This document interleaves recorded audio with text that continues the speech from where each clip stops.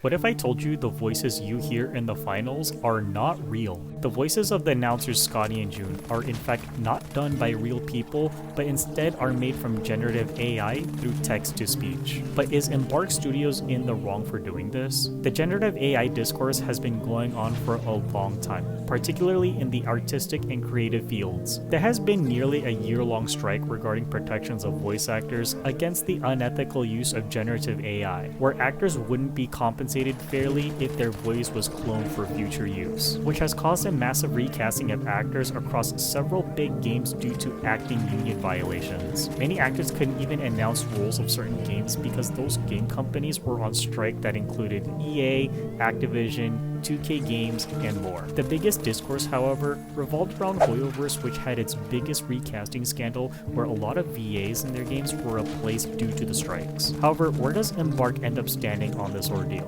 Was their use of generative AI in the right? The voices of Scotty and June were generative AI, in the same way you use apps like Eleven Labs and even CapCut to make text-to-speech voices. But how were the voices even created? Embark has claimed that the voices were cloned from contracted voice actors according to this interview with Game Developer. Although the training data for it isn't siphoning voices from existing actors without permission or proper compensation the way the actors union would desire, however, it still puts it in this gray zone where the opinion is rather divided.